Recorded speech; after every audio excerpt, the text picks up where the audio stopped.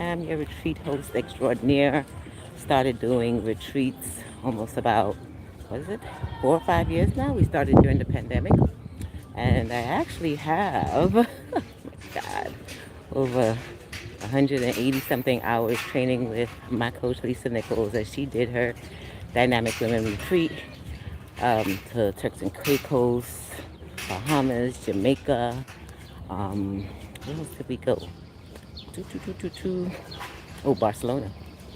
And as a result of that, watching the personal training, watching the personal development, watching the spiritual development and the transformation, participating in the facilitation and the training of the courses, of the programs, of the results that happened with the ladies during the retreats, I was inspired.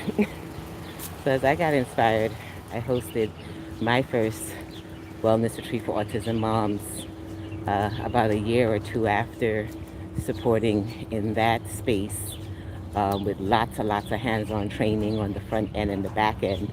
There's some things I learned that I definitely wanted to keep when I did my retreats, and then there's some things that I learned that when it was my time to do a retreat, I definitely did not want to do, because that's what part of this process is. So as some of you guys think about the new year and your own transition, your own transformation, you're going to think about how can I do it with other people, how can I do it with other people, and support them in their space. So one of the things that I had to do first, which is what I tell everybody, is to make sure that you do the work on yourself first.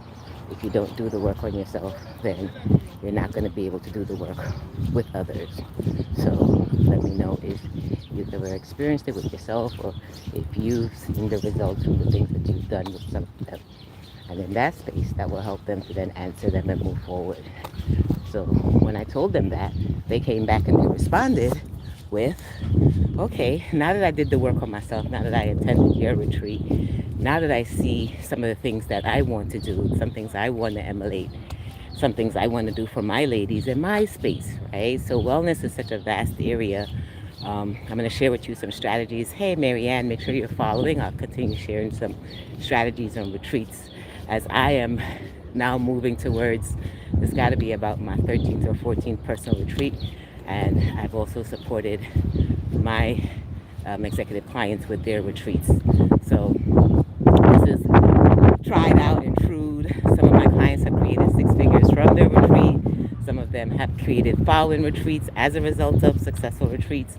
So the first thing you want to do, hey Wesley, I see you guys, make sure you're following. Like I said, the first thing I believe you should do for anyone who wants to have or host a retreat is you should go to at least 2 or 3 different types of retreat. Attend it, support it, experience it from that side so that you could actually feel what it's like to be in a retreat. Some people plan vacations, some people just plan going to a specific place, but we want to go beyond that. We want to create an unforgettable experience. You want to create something that's unshakable, something that they'll say, oh my gosh, I need to come back to the next one. So you want to be super strategic in how you plan it. So first, I would say go to a few, invest in a few. If you want to know more about mine or my next one, we're going to be doing Aruba this year, and I'm also going to be doing Thailand, Malaysia, and Singapore. But on top of attending a few, oh, I'm speaking about for those of you who want to plan their own wellness retreat. And you can do it for women, you can do it for men, you can do it for whoever it is that you want to have a wellness space. I believe that men should be having wellness retreats too. I feel like if that's a tapped in space that a lot of people are not using or creating, and I believe a lot of men would want to go to a specific place where they can actually have a safe space where they can deal and talk about things that can help them to navigate, whether it's marriages, relationships, parenting, themselves. There's so many things. I've had so many clients that came to me and asked me that were men that were like, hey, can we partner so I can support them in that process? So as I said, attend a few and have an idea of the niche of who you want to speak to, who you want to serve, who is God giving you that divine download that this is who I want to do it for. And if you do, put it in the chat. For those of you, if you've ever had a retreat before, if you've ever wanted to plan a retreat, put it in the chat so I can answer you if you have any questions. Oh, wonderful. I'm in New York. I'm in Brooklyn, New York. So I actually first started doing retreats First to support my coach. For those who don't know, Lisa Nichols, she's a huge transformational personal development coach, worldwide speaker that began to host facilities and host retreats for African American women that were playing really big in the world but needed to keeping them staggered in their growth in their process. They were all successful, but yet there was still some healing that needed to be done separately. So she created that to support them in those areas as she supported them with other things. So everyone has their niche space. I did mine for autism moms. Then I did it for business owners who needed a break. Then I did it for moms who just wanted to take a break. Then I did it for people who wanted to work on content. I did it for people who wanted to plan a retreat. So there's so many different niches that you can do that the first thing is for you to really get clear on who it is that you want to support. Next thing is, when do you want to do it? Right? Is it going to be something small? Is it going to be something big? How many people are you speaking to? Like, what is your plan in this process in terms of what do you envision? Do you envision something big? Do you envision something small? And how do you navigate the space called retreats? Because it seems like everybody in the world is doing their retreats. But if you really zone in on who you want to serve, where are your people, why would they want to come to your retreat, like what problems will they get solved coming to your retreat. And then the last part, because I can talk about so many different parts, but the one part I definitely want to get into is definitely your cost margin. Checking out to see how much would it cost when you know where you want to go and how much you want to be. Oh, I'm talking about retreats, those who want to plan wellness retreats. I share a lot of information on helping people with the communication and language. I'm a speech language pathologist and audiologist by trade, autism mom, and a CEO helping people in their personal development and business development.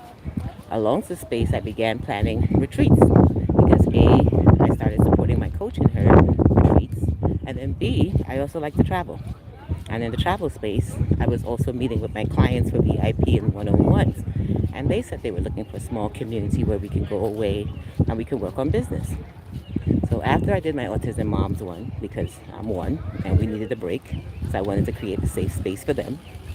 My next one was for business women who just needed a break to work on their business because they couldn't do it at home, right? They were moms, they were professionals, they were busy outside, and because they were so busy, they didn't get a chance to work in their business. So I created the same space in Aruba and had them come out for 4 days, and we worked in their business during the retreat, and that was called the Biz Beach Retreat. Why not do business on the beach? Very successful, very productive. Yeah, they went away from home to work on the beach. But they didn't go to work, they went to work in their business, right?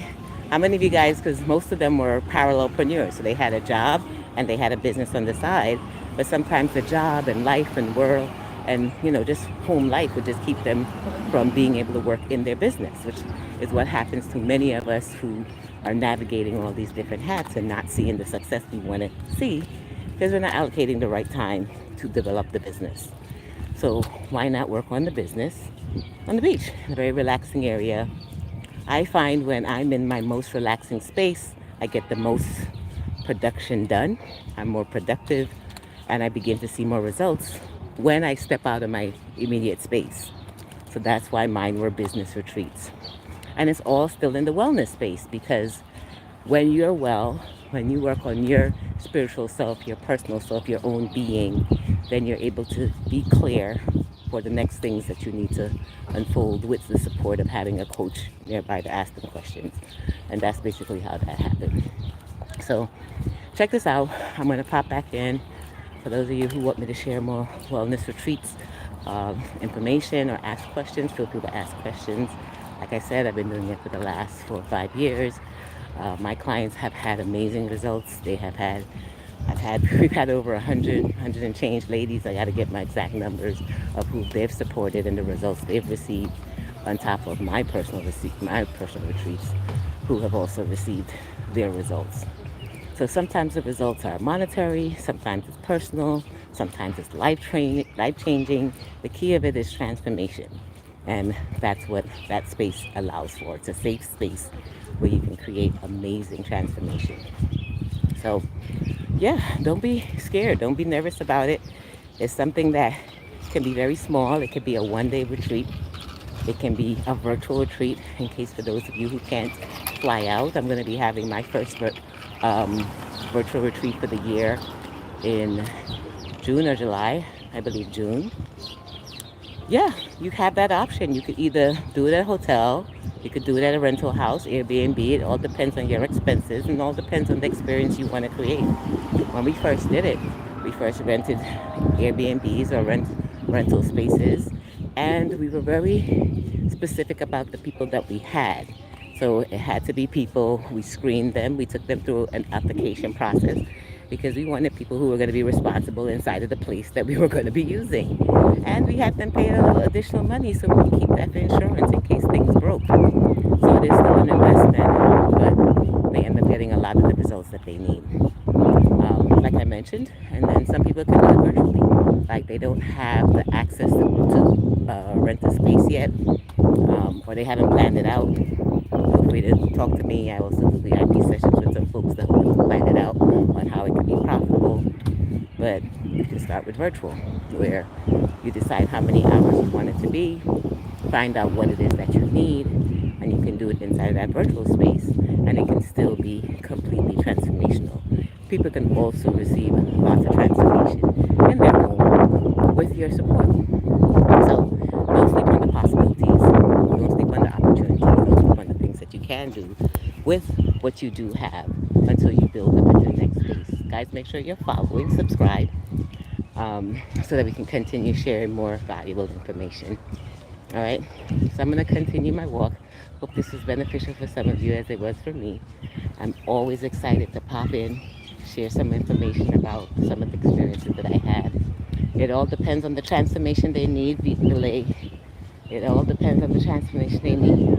It could be personal transformation. It could be spiritual transformation. Transformation is your changes. It's a pivot from where you were to where you want to be. It's the continuous process, the evolving of the space. It's allocating time to work on your ish, right? It can be personal development. Like I said, when I did it with my coach Lisa Nichols, at that time we worked on childhood trauma. We worked on, healing. We worked on forgiveness.